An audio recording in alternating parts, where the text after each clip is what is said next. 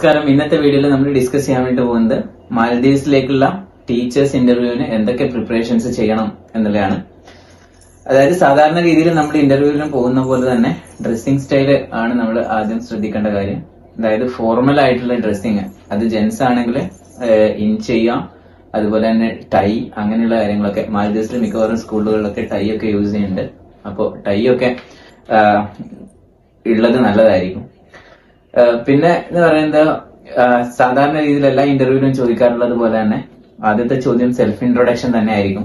അതായത് ഒരു 2-3 മിനിറ്റിനുള്ളിൽ പറഞ്ഞു തീർക്കാൻ പറ്റുന്ന രീതിയിലുള്ള ഒരു നല്ലൊരു സെൽഫ് ഇൻട്രൊഡക്ഷൻ തന്നെ പ്രിപ്പയർ ചെയ്ത് വെക്കാം. അതില് നമ്മുടെ അക്കാദമിക് ആയിട്ടുള്ള ക്വാളിഫിക്കേഷൻസും നമ്മുടെ എക്സ്പീരിയൻസും അങ്ങനെയുള്ള കാര്യങ്ങളൊക്കെ കൂടുതലായിട്ട് ഇൻക്ലൂഡ് ചെയ്യാം.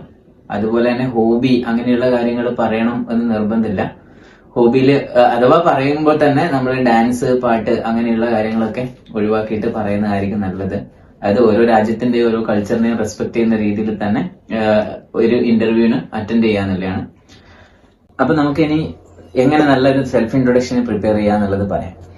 ആദ്യം സാധാരണ രീതിയിൽ നമ്മുടെ പേര് പറയാം, പിന്നെ നമ്മുടെ എക്സ്പീരിയൻസ്, അതുപോലെ തന്നെ നമ്മുടെ അക്കാദമിക് ക്വാളിഫിക്കേഷൻസ്, അതുപോലെ നമുക്ക് എന്തെങ്കിലും അച്ചീവ്മെന്റ്സ് ഉണ്ടെങ്കിൽ അതുകൂടെ നമുക്ക് ആഡ് ചെയ്ത് പറയാം. അത്രമാത്രം, അതായത് പ്രധാനപ്പെട്ട കാര്യങ്ങൾ മാത്രം സ്ട്രെസ് ചെയ്തിട്ട് പോകുന്നതായിരിക്കും നല്ലത്. നമ്മള് മറ്റു കൂടുതൽ കാര്യങ്ങളിലോട്ടൊന്നും പറയണമെന്നില്ല. കാരണം നമുക്ക് കുറച്ച് സമയം സെൽഫ് ഇൻട്രൊഡക്ഷൻ ഉണ്ടാവുള്ളൂ, 2-3 മിനിറ്റ്. നേരത്തെ സൂചിപ്പിച്ച പോലെ തന്നെ 2-3 മിനിറ്റ്. അതിനുള്ളിൽ നമുക്ക് ഇമ്പോർട്ടന്റ് ആയിട്ടുള്ള കൺവിൻസ് ചെയ്യാൻ വേണ്ടിയിട്ട് പറ്റുന്ന രീതിയിലുള്ള എന്തൊക്കെ കാര്യങ്ങൾ പറയാൻ വേണ്ടി പറ്റും, അതൊക്കെ സെൽഫ് ഇൻട്രൊഡക്ഷനിൽ ഇൻക്ലൂഡ് ചെയ്യാം. സെൽഫ് ഇൻട്രൊഡക്ഷൻ കഴിഞ്ഞു കഴിഞ്ഞാൽ പിന്നെ നമ്മളോട് സബ്ജക്ട് റിലേറ്റഡ് ആയിട്ടുള്ള ക്വസ്റ്റ്യൻസ് ആയിരിക്കും ചോദിക്കുക. സബ്ജക്ട് റിലേറ്റഡ് എന്ന് പറയുമ്പം അത്യാവശ്യം നന്നായിട്ട് തന്നെ കണ്ടന്റ് ചോദിക്കും. കാരണം ഇവിടെ ടീച്ചേഴ്സ് ആയിട്ട് വരുവാണെങ്കിൽ നമുക്ക് ഒരു O ലെവൽ A ലെവലും എടുക്കുന്നുണ്ടെങ്കിൽ നമ്മൾ കുട്ടികളെ പഠിപ്പിക്കേണ്ടത് PSC EdExcel സിലബസും IGCSE കാംബ്രിഡ്ജ് സിലബസും ഒക്കെയാണ്. അപ്പൊ നിങ്ങൾക്കൊന്ന് ആ സിലബസിലൂടെ സിലബസ് ഒന്ന് റെഫർ ചെയ്ത് കഴിഞ്ഞാൽ തന്നെ മനസ്സിലാവും അത്യാവശ്യം നല്ല രീതിയിൽ കണ്ടന്റ് ഉണ്ട്. നമ്മളെ നാട്ടിലുള്ള 9-10 ടെക്സ്റ്റ് ബുക്ക് പോലെയൊന്നും അല്ല, കുറച്ച് ഡീറ്റെയിൽഡ് ആയിട്ടാണ് സബ്ജക്ട് ചോദിക്കുക. അപ്പൊ നമ്മൾ അതിന് വേണ്ടിയിട്ട് ആദ്യമേ പ്രിപ്പയർ ആവണം. അപ്പം ഓൾറെഡി ഈ സിലബസും ക്ലാസ് എടുത്തുകൊണ്ടിരിക്കുന്ന ടീച്ചേഴ്സ് ആയിരിക്കും ഇന്റർവ്യൂ ബോർഡിൽ ഉണ്ടായിരിക്കുക. അപ്പൊ അവരത് ചോദിക്കുമ്പോൾ നല്ല ഡീറ്റെയിൽ ആയിട്ട് തന്നെ ചോദിക്കും. അപ്പൊ അതിന് കൃത്യമായിട്ടുള്ള ആൻസേഴ്സ് പറയാം. പിന്നെ നമ്മളോട് ഒരു ഡെമോ ക്ലാസ് എടുക്കാൻ വേണ്ടി പറയും. അപ്പൊ ഡെമോ ക്ലാസ് എടുക്കുക എന്ന് പറയുമ്പോൾ ഓൺ ദി സ്പോട്ടായിട്ട് അവർ ടോപ്പിക് തരികയോ, അധികവും ഓൺ ദി സ്പോട്ടായിട്ട് അവരൊരു ടോപ്പിക് തരികയാണ് ചെയ്യുക. അപ്പൊ അതിന് പ്രിപ്പയർ ചെയ്യാനോ ഒന്നും സമയമൊന്നും തരില്ല. ആ നിമിഷം തന്നെ നമ്മൾ എടുക്കേണ്ടി വരും. പിന്നെ ചില ആളുകൾ ചോദിക്കാറുണ്ട്, അതായത് നിങ്ങൾക്ക് ഇഷ്ടമുള്ള ഒരു ടോപ്പിക് എടുത്തോന്നും പറയാറുണ്ട്. അപ്പൊ നിങ്ങൾ എന്താ ചെയ്യേണ്ടതെന്ന് വെച്ച് കഴിഞ്ഞാൽ ഓൾറെഡി നമുക്ക് കംഫർട്ടബിൾ ആയിട്ടുള്ള ഒരു ടോപ്പിക് നമ്മൾ നന്നായിട്ട് പ്രിപ്പയർ ചെയ്ത് വെക്കുകയും ചെയ്യാം. അതിന്റെ കൂടെ തന്നെ ആ സിലബസിലുള്ള എല്ലാ ടോപ്പിക്കുകളും ഒന്ന് കൃത്യമായിട്ട് നോക്കി വെക്കുന്നത് നന്നായിരിക്കും.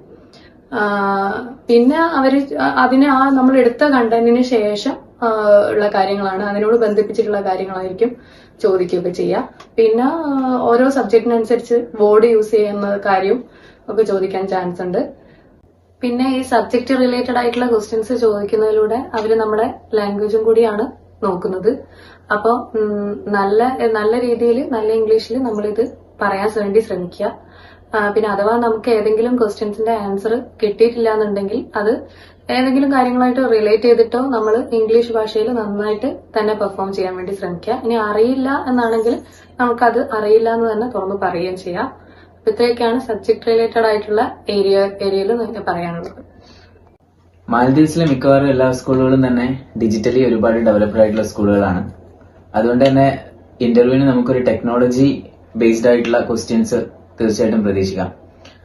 അതില് തീർച്ചയായിട്ടും നമ്മൾ പറഞ്ഞ പോലെ തന്നെ കമ്പ്യൂട്ടറുമായിട്ട് ബന്ധപ്പെട്ടിട്ടുള്ള ഒരുപാട് നോളജ് നമുക്ക് ഉണ്ടായിരിക്കണം. അതായത് ബേസിക് ആയിട്ടുള്ള കാര്യങ്ങളെങ്കിലും. അതിൽ മൈക്രോസോഫ്റ്റ് ഓഫീസ് ആണ് ഏറ്റവും പ്രധാനമായിട്ട് വരുന്ന കാര്യം. അതായത് Microsoft Word, Excel, PowerPoint, ഇങ്ങനെയുള്ള കാര്യങ്ങളൊക്കെ. അതായത് കുട്ടികളൊക്കെ നമ്മൾ മിക്കവാറും പഠിപ്പിക്കുന്നത് പവർ പോയിന്റ് പ്രസന്റേഷൻസ് ഒക്കെ വെച്ചിട്ടാണ്. അതുപോലെ തന്നെ നമ്മൾ സ്കൂളിൽ ലെസൺ പ്ലാനും അങ്ങനെയുള്ള ഒരുപാട് ഡോക്യുമെന്റുകൾ മെയിൻറ്റെയിൻ ചെയ്യുന്നുണ്ട് സ്കൂളുകൾ. അപ്പൊ അങ്ങനെയുള്ള ഡോക്യുമെന്റുകളും ഒക്കെ നമ്മൾ പ്രിപ്പയർ ചെയ്യുന്നത് ഈ ലാപ്ടോപ്പ് ഒക്കെ യൂസ് ചെയ്ത് ടെക്നോളജി ഒക്കെ യൂസ് ചെയ്തിട്ടാണ് ഗൂഗിൾ